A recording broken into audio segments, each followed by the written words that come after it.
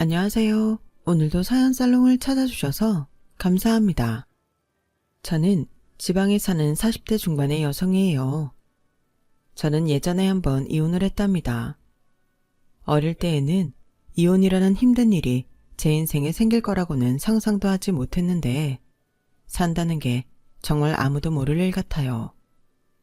그때 전 남편 때문에 속을 태웠던 일을 여러분께 들려드리려고 해요. 저와 남편은 남편의 지인의 소개로 만나게 됐어요. 거래처 아는 사람의 결혼식에 갔을 때 저를 본 남편이 굳이 식사 자리까지 찾아와서 자기소개를 했었거든요. 안녕하세요. 저는 심재우라고 해요. 신랑 쪽 오신 거 맞죠? 아까 인사하는 거 봤거든요. 참 인상이 좋으세요. 청순하시고. 그런 말 많이 듣죠? 아, 예. 안녕하세요. 저 근데 저쪽에 아는 분들이 있어서 저 자리로 옮겨야 될 것 같아요. 실례할게요. 첫 만남에도 그 사람은 인상이 어째 좀 느끼하고 제 타입은 아니어서 그렇게 마음이 가지는 않았어요. 그리고 잘 알지도 못하는데 지나치게 빈말을 하는 것 같아서 부담스럽기도 했어요. 그런데 남편은 저의 어디에 꽂혔는지 그렇게 절 소개시켜 달라고 주변에 졸랐다고 하더군요. 여미씨, 그냥 내 얼굴 봐서 한 번만 만나보면 안 돼? 여미씨 결혼 생각 없는 건 아는데 심재호 씨 친구가 우리한테 인테리어 소개를 많이 시켜줬거든. 한 번만 부탁하자, 응? 이렇게 저한테 사정하신 분은 제가 카페를 열 때 인테리어를 해주셨고 계속해서 저희와 일을 하시는 분이었어요. 저는 어쩔 수 없이 소개팅에 나가게 됐고 그렇게 남편과의 만남을 시작했어요. 사실 만나다 보니 그렇게 이상한 사람 같지도 않았고 워낙 적극적이고 호탕한 성격이라서 너무 들이댄다는 오해를 받을 수도 있겠다는 생각이 들 정도로 시원시원하고 재미있는 사람이었어요. 앞에서도 말했지만 제가 남자 사귀는 거에 관심이 없는 편이라 남자들을 많이 만나보지도 않았고 그저 돈 잘 벌어보겠다고 일만 하면서 살아서 사람 볼 줄도 잘 몰랐던 것 같아요. 저는 그 남자가 저한테 보여주는 모습만 보고 결혼 후에도 저를 편하게 해주고 재밌게 살려니 하고 결혼을 하기로 했어요. 하지만 결혼 생활은 처음부터 순탄치가 않았어요. 결혼 후 알게 된 그의 첫 번째 본 모습은 그 사람이 내기 골프에 미쳐 있다는 거였어요. 남편은 신혼여행 갔다 온 다음 날부터 골프 가방을 메고 집을 나가서 이틀도 좋고 사흘도 좋고 들어오지 않았어요. 리조트나 근처 숙소를 잡고서 죽치고 내기를 하는 거였죠. 처음에는 오랜만에 친구들 만나서 공 좀 치겠다고 해서 그런가 보다 했는데 그게 아니었던 거예요. 그 사실을 알게 된 건 결혼 한 달 후 웬 남자가 남편 친구라며 불쑥 제 카페에 나타났을 때였어요. 안녕하세요, 재수씨. 저 재호 친구인데요. 이 자식이 저한테 골프 내리 져놓고 돈을 안 갚네요.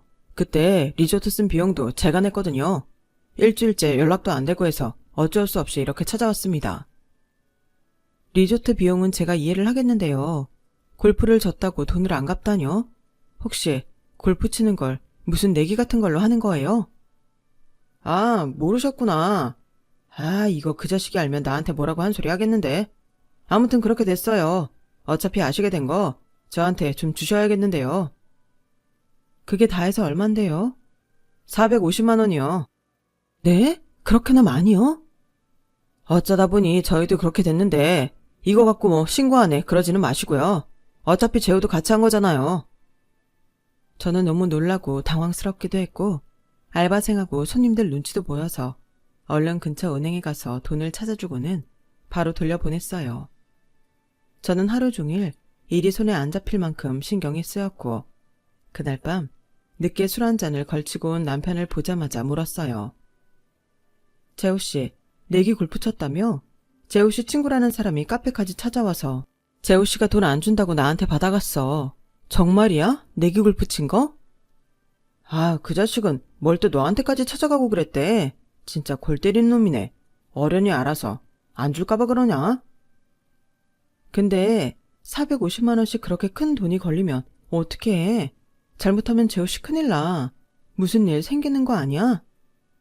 아니야. 생기긴 무슨 일이 생겨. 그런 일 없어.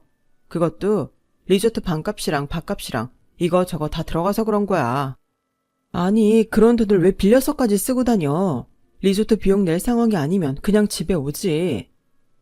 야, 너 자꾸 찡찡거릴래? 놀다 보면 그럴 수도 있지. 오랜만에 만나서 기분 좀 내다가 그렇게 된 거야. 왜? 그 450만 원 내가 안 돌려줄까봐 그러는 거냐? 진짜 치사하게 구네. 다음 달에 줄 테니까 걱정하지 마. 라며 큰 소리를 버럭 지르는데 저는 너무 깜짝 놀랐어요. 결혼 전에는 그렇게 소리를 지른 적이 없었거든요. 어제는 소리 질러서 미안해.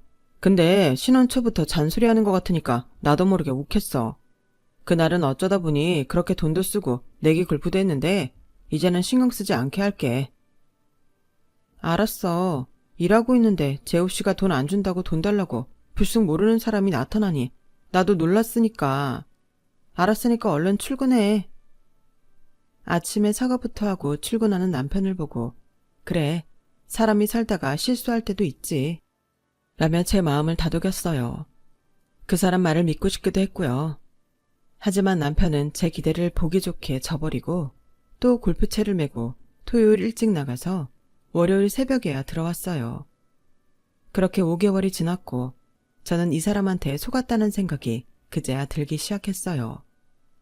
그동안 저한테 내기값을 받으러 온 사람이 2번 더 있었고 그것도 다 300만 원이 넘는 돈이었거든요. 하지만 그저 저한테 좋은 사람인 척 했다는 생각뿐이었지 더한 걸 속였다는 생각은 못했어요. 연애 때는 시원시원한 사람이라 발이 넓을 거라고는 짐작했어요. 워낙 여기저기 전화도 많이 왔고 문자도 많이 왔거든요. 그래도 저랑 만나는 시간 동안은 통화도 잘 하지 않았고 문자 확인도 저랑 헤어지고 나서 하면 된다고 보지도 않았어요. 그렇게 저한테 관심을 집중했고 제가 좋다고 하는 건 그게 음식이 됐든 물건이 됐든 다 저한테 사다 주는 사람이었어요. 내기 골프에 미쳐서 정신 팔린 사람일 줄은 정말 몰랐죠. 게다가 이제는 평일에도 집에 들어오는 시간이 점점 늦어지더니 하루가 멀다 하고 새벽에 들어오는 거였어요.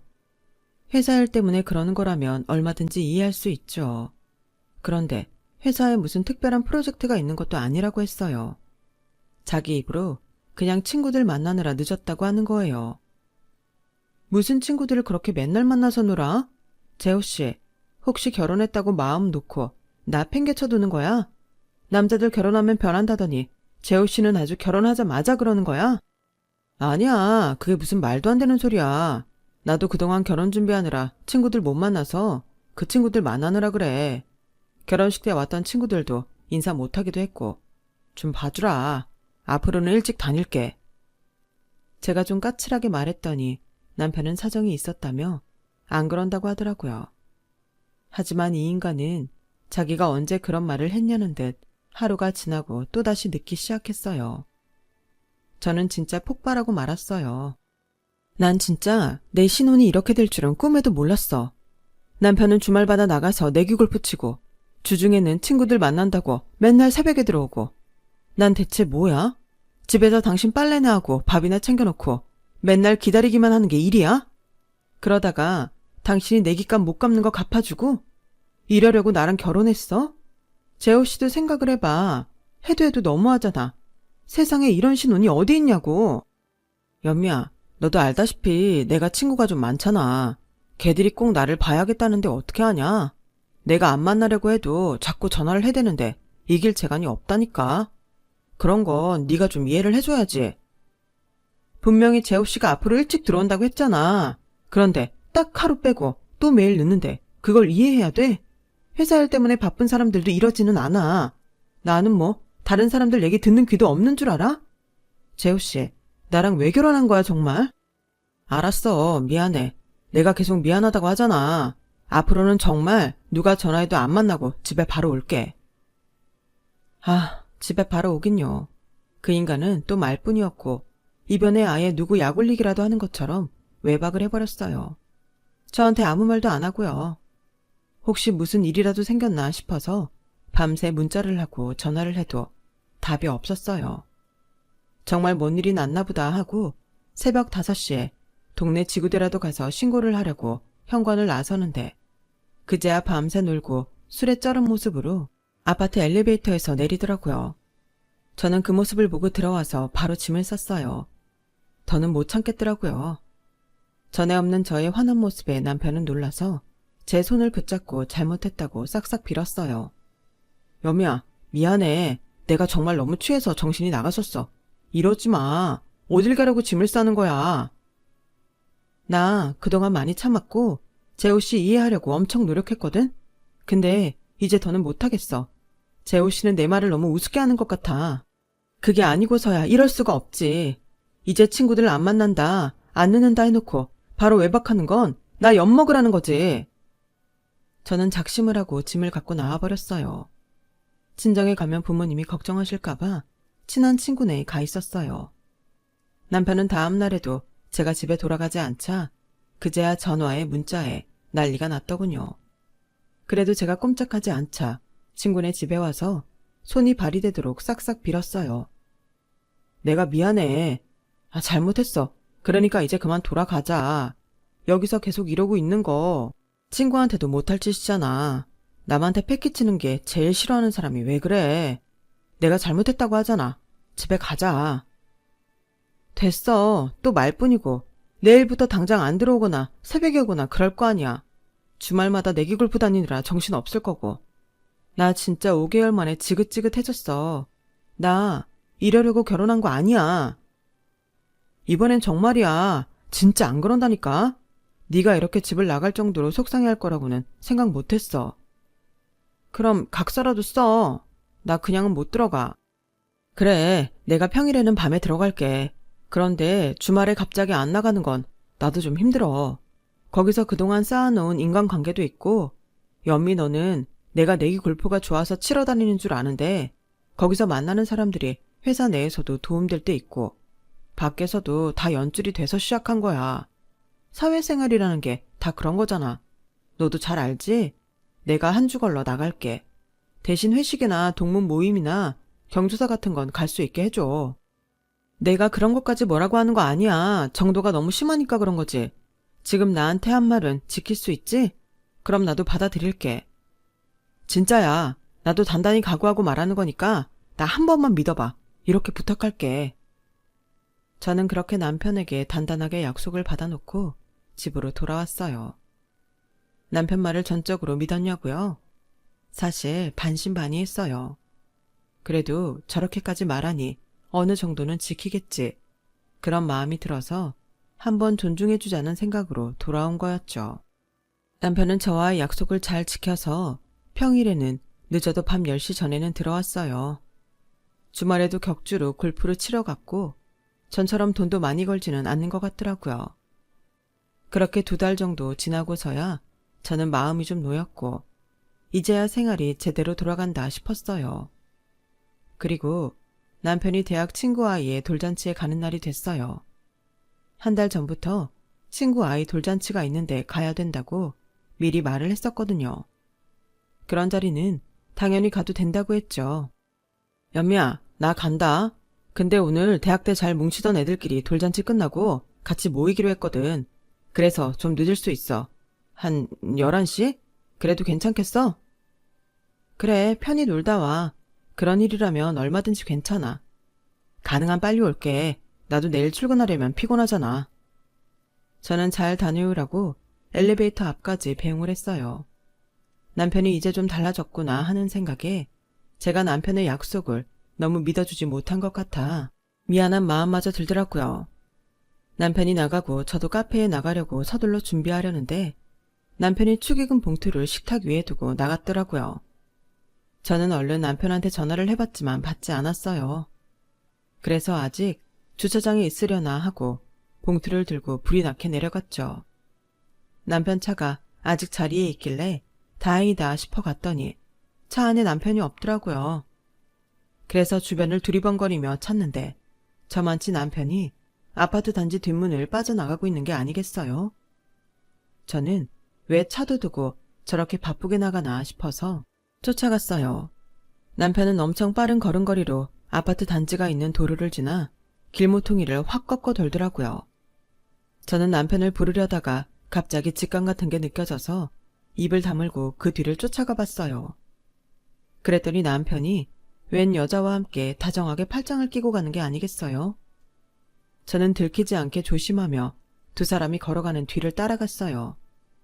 그리고 얼마 안 가 공영 주차장에 들어가더라고요. 저는 조심스럽게 다른 차 뒤에 숨어서 두 사람 근처까지 갔어요.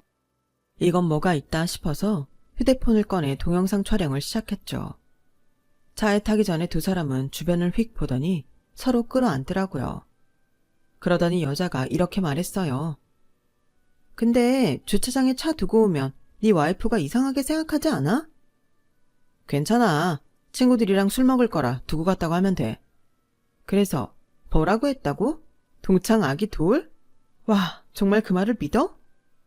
자기가 안 믿으면 어쩔 거야. 네가 모르는 사람이다 그랬거든. 그래서 찾지도 않을 거야. 의심해도 못 찾지. 동창이 몇 명이라고 거기서 찾아내. 하여간 그런 머리 하나는 잘 돌아가. 아무튼 난 요즘 전처럼 너 자주 못 보니까 너무 속상해. 네가 분명히 그랬잖아. 순하고 소심한 여자라 네가 뭐래도 아무 말 못할 거라고. 그러게. 저렇게 뻣뻣할 거라고는 생각도 못했는데. 에휴, 내기굴 붙이면 그 돈이나 갚을 여자 찾았는데 생각보다 그 카페도 그렇게 잘 되는 것 같지도 않고 완전 똥 밟았어. 적당히 살다가 돈줄도 안 되면 이혼해버려. 안 그래도 그러려고. 그러곤 두 사람은 차에 올라타서 가버렸어요. 어떻게 집에 돌아와서 카페까지 갔는지 지금도 기억이 안 나요. 그만큼 저는 정신적 충격을 받아 완전 얼어붙었고 하루 종일 실수만 하다가 결국 알바생들한테 맡기고 집에 일찍 들어와서 거실 바닥에 털썩 주저앉았어요. 그제야 저는 제가 뭘 보고 들은 건지 다시 생각할 수 있었어요. 그 여자가 누구였는지 기억을 더듬자 결혼식 때 남편이 아는 누나라고 하객으로 왔던 여자였어요. 어떻게 나한테 이런 일이 생길 수 있는지 이해가 되지 않았어요. 저는 그렇게 넋을 놓고 한참을 있다가 가까스로 정신을 추스렸어요. 이대로 있어서는 안 된다는 의지 하나로 어지럽고 토할 것 같은 그런 상황에서도 버텨냈던 것 같아요. 남편은 밤 11시 20분쯤 들어와서 자기가 너무 늦었다며 오버를 하며 미안하다고 하더라고요. 저는 등을 보인 채 잠이 든 척했고 남편도 혼자 떠들다가 내가 완전히 잠들었다고 생각했는지 자기도 옆에서 자더라고요. 다음날 저는 남편보다 일찍 나와서 카페 오픈 준비를 한 후 알바생에게 부탁을 하고는 바로 심부름센터를 찾았어요. 이혼 증거를 쓸 수 있게 남편 뒤를 캐달라고 했죠. 그리고 저는 카페로 돌아와서 아무 일도 없었다는 듯 매장에서 일을 했어요. 심부름센터를 갔다 온 뒤로 저는 이상할 정도로 침착해져서 시간이 갈수록 더 이성적이 되어가는 기분이었어요. 집에서 남편 얼굴을 봐도 아무 말도 하지 않았고요. 남편은 집에 들어올 때마다 자기가 안 늦었다고 오만 생색을 다 냈어요. 저는 당장이라도 남편 머리털을 다 뜯어놓고 몽둥이로 두드려 패고 싶었지만 그런 감정을 꾹 눌러놓고 그 인간이 쇼하는 모습을 묵묵히 지켜만 봤어요. 그렇게 일주일이 지나고 다시 심부름센터에 갔더니 거기 직원이 이렇게 말하더군요. 여기 이 두 사람은 사귄 지 굉장히 오래된 사이예요. 제가 두 사람 사이 직원한 남편분 친구 말도 녹음했고요. 이건 사모님과 결혼 후에도 같이 다녔던 호텔들 목록이에요. 이번 주에 회사 점심시간에 만난 사진들 여기 있고요. 남편분 카드 내역까지 제가 싹 뽑았으니까 충분히 증거가 될 겁니다. 심부름센터에서 내민 증거들은 보면 볼수록 정말 기가 막힐 뿐이었어요. 그 인간은 저를 완전히 우습게 보고 있었던 거였죠. 눈꽃만큼의 애정마저 그 자리에서 전부 사라지더군요. 저는 그 길로 유명한 이혼 변호사 사무실을 찾아갔고 바로 변호사 계약을 마치고 돌아왔어요. 그리고 얼마 후 남편은 회사로 온 이혼 소장을 받았다며 흥분해서 카페로 저를 찾아왔더군요. 그날 이미 저는 제 짐을 집에서 다 빼고 아파트까지 부동산에 내놓고 나온 참이었어요. 이게 뭐야? 이혼 서류라니. 그것도 회사로 보내? 아니, 아닌 밤중에 날벼락도 유분수지. 이게 뭐 하자는 거야? 내가 네 뜻대로 뭐 하나 안 해준 거 있어? 집에 일찍 들어오래서 일찍 들어가고 주말에 놀러 가지도 말래서 어디 가지도 않고 집에만 붙어 있잖아. 뭔지 이유나 좀 알자. 아, 그래? 그럼 내가 여기서 다 보여주길 바라는 거야? 다른 사람들이 있는 데서? 정말 그랬으면 좋겠어. 너 양심에 손 얹고 진짜 뭐가 문제인지 모르겠다고 하면 그렇게 해주고, 네가 조금이라도 캥기는 게 있으면 그냥 조용히 돌아가는 게 낫지 않겠어? 어차피 네 치부가 낱낱이 드러날 텐데. 제 말이 심상치 않았는지 남편은 침을 꿀꺽 삼키더니 퇴근 후에 보자며 얼른 카페를 나가버리더군요. 아마 자기가 뭔가 들켰다는 걸 짐작했던 것 같아요. 보니까 그 인간은 회사에 들어가지도 못하고 저희 카페 건너편에 있는 레스토랑 테라스에 앉아서 저를 계속 지켜보고 있더라고요. 제가 뭘 알고 있는지, 자기가 뭘 들킨 건지 아마 속이 타서 미칠 지경이었을 거예요. 저는 느긋하게 일을 다 마치고 그 인간이 카페로 오자마자 심부름센터에서 받은 증거들을 보여줬어요. 남편은 동공이 심하게 흔들리고 손을 떨기 시작하더군요. 야, 이거 오해야. 그래, 오해라고. 내가 다 설명할게. 나한테 말할 기회는 주고 이혼이든 했어야지. 변명할 생각하지 마. 너 그 여자랑 무슨 얘기했는지 내가 직접 다 들었어. 뭐? 대학 동창 아이 돌잔치? 그래, 나도 속아 넘어갈 뻔했다. 나 속이고 둘이서 히히덕거리고 아주 좋아 죽던데. 네가 사람을 그렇게 기만하고도 평생 네 뜻대로 살 줄 알았어? 그러자 남편은 그 자리에서 갑자기 무릎을 꿇더니 제 옷자락을 붙잡고 사정하기 시작하더군요. 헤어질 거야. 헤어지려고 마음 먹고 있었어. 정말이야. 난 너랑 결혼했잖아. 그 여자는 아무것도 아니라니까. 진짜 이번만 마지막으로 딱 한 번만 눈 감아주라. 진짜 시키는 대로 다 하고 살게. 제발, 내가 너 좋아하잖아. 아니지. 넌 내 카페에서 나오는 돈을 좋아했지. 내가 돈줄도 안 되면 이혼할 거잖아. 제가 남편이 여자와 했던 대화 내용을 말하자 남편은 그것까지 들었냐며 창백해지더니 입을 다물더군요. 저는 정말 말로 할 수 없이 처참한 기분이었어요. 저런 인간을 믿고 결혼까지 했다는 것도 너무 속상했고요. 그건 내가 그 여자 비위 맞추느라 가만히 있었던 거고, 난 너랑 헤어질 생각 요만큼도 없어. 정말이야. 야, 심재호. 내가 진짜 이 말까지는 여기서 안 하려고 했는데 너 빚 되게 많더라. 내기 골프뿐만 아니고 포커도 치던데 아주 내기에 중독된 인간이었어. 너, 나 아니면 먹고 살 길 없어서 이러는 거잖아. 그 여자하고 둘이 내 등에 빨대 꽂고 빚 갚으면서 생활하려고 그런 거잖아. 내가 그런 것도 안 알아봤을 것 같아? 그제야 남편은 더 이상 아무 말 못하고 자리에서 일어나더라고요. 그러더니 아주 사람이 싹 변한 것처럼 순식간에 저를 무서운 눈초리로 쳐다보더니 에이씨, 진짜 생각보다 독하네. 하는데 소름도 끼치면서 동시에 피가 거꾸로 솟더라고요. 저는 너무 화가 나서 그 인간한테 손에 잡히는 대로 뭐든 집어 던지고 싶었지만 그랬다가는 괜히 제가 책 잡히고 이혼할 때 불리할까봐 꾹 참고 그 인간을 내보냈어요. 제가 남편과 이혼한다는 건 얼마 안 가서 시댁에 알려졌어요. 그러자 시어머니와 시동생이 쌍으로 몰려와서 아주 말도 안 되는 소리를 하더군요. 아니, 남자가 바깥일 하다 보면 다른 여자도 만날 수 있는 거지. 그걸 갖고 트집을 잡아서 이혼을 하겠다고 해? 넌 여자가 이혼녀 되면 살기 편할 것 같냐? 어디서 그런 못된 먹는 걸 배웠어? 이봐요, 형수. 잘 생각해요. 세상이 이혼녀한테 그렇게 호락호락한 줄 알아요? 형이 원래 인기가 많아서 사람이 잘 따르고 그래요. 그런 거 하나 이해 못해요? 네, 전 이해 못하고요. 세상이 저한테 어떻게 하든 저한테 거짓말하는 남편 빚이나 갚으면서 제 인생 날릴 생각 없으니까 그런 줄 아세요. 평생 그러고 사느니 이혼녀 소리 듣는 게 낫죠. 아니, 어디서 뚫린 입이라고 그딴 소리를 함부로 해? 너 진짜 혼나고 싶니? 시어머니가 적반하장으로 고래고래 소리를 지르는데 그때 누군가가 카페에 들어와 두 사람을 향해 화를 냈어요. 그만들 하세요. 정말 더는 못 들어주겠네요. 영업하는 가게 오픈 전부터 찾아와서 그런 말도 안 되는 소리를 합니까? 이거 영업방해인 건 모르세요? 저희 레스토랑 여기 건너편인데 저희까지 방해를 받아서 안 되겠어요. 경찰 부를까요? 그렇게 말한 사람은 다름 아닌 전에 남편이 앉아서 저를 지켜보던 그 레스토랑 사장이었어요. 그 사장님이 3개 나오자 두 사람은 더 이상 말 못하고 그 자리에서 나가버리더군요. 제가 사장님께 감사하다며 불편하게 해서 죄송하다고 하니 사장님은 그런 말 말라며 저를 따뜻하게 위로했어요. 저희가 방해될 게 뭐 있겠어요. 듣자 하니 너무 말도 안 되는 소리로 사람을 괴롭히길래 그랬던 거예요.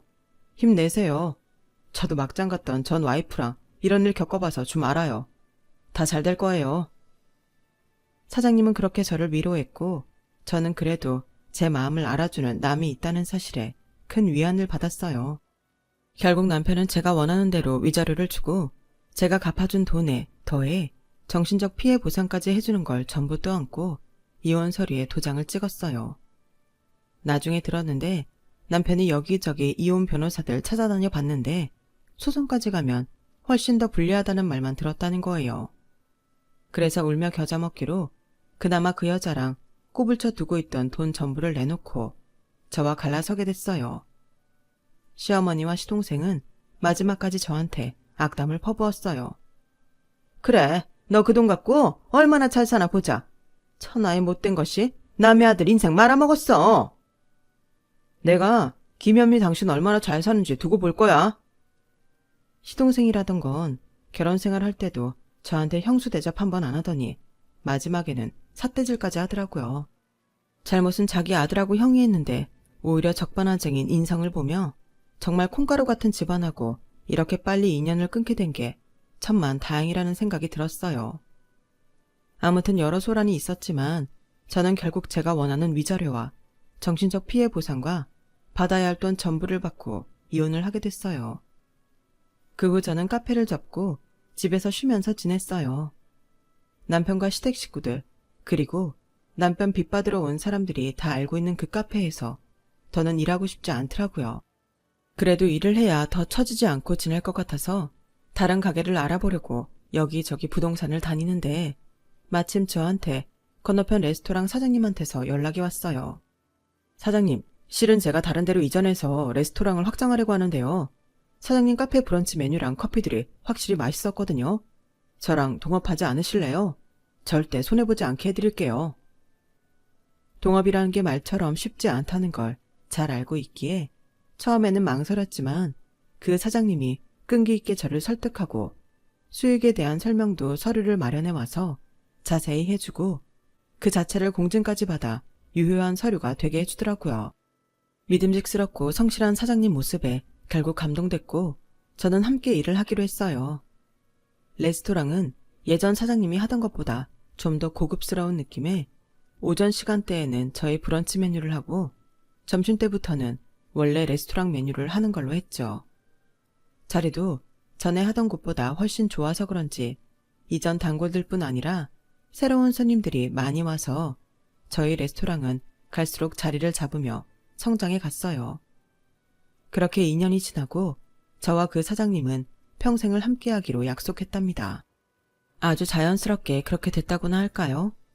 서로의 아픔을 잘 알다 보니 상대에게 동정과 연민을 각자 갖고 있었는데 그게 어느새 이성적인 호감으로 발전하게 된 것 같았어요.